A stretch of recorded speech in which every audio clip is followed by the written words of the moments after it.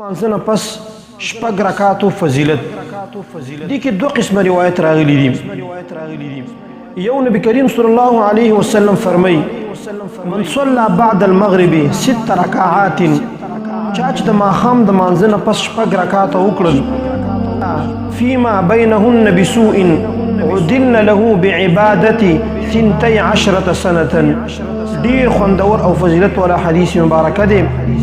شپږ رکعات وکړل د شپږو رکعاتو په درمیان کې د چې کوم دی داسې ناکاره فاحشه بفضوله خبرې ده ونه کړلې نو دا شپږ رکعاته دا چې کوم دی مساوي دي د هغه عبادت سره لکه سړی چې 12 کاله عبادت وکړي. تقي صاحب فرمایي وایي دا شپږ رکعاته چې کوم دي آیا په دې کې د ماښام 2 رکعاته سنت داخل دي او که نه دي. وایي ښه خبره دا ده چې انسان د جدا د شپږ رکعاته دغه دونه وکړي او کنا خو د حدیث مفهوم ته وي چې وګتلی شي نو دا 2 رکعات هم په دې شپږو کې داخلېدلی شي. دا ډېر چې کوم دی په دې شپږو رکعاتو سره انسان ته د 12 کالو اجر دا میلاویږي. بل حدیث کې راځي هغه امام طبراني رحمه الله نقل کړی دی.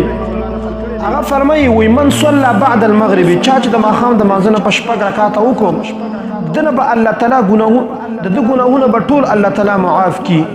اگر که دا گناهونه مثل زبد البحر اگر که دا گناهونه د انسان د سمندر د زګومره برابر وي دا ګوره ورکوټې عمل دی د انسان په چې کوم دی دا ټول په 18 منټه نه لګېږي او چې انسان په کله عمل وکړي دا څومره فضیلت والا حدیث دی. نو کم نس کم چې انسان یو خبره ووري د استاز نه یا په هر ځای کې نو د هغې مخکې تشهیر دا پکاري ویناګانې د هغې پکاري ځکه دا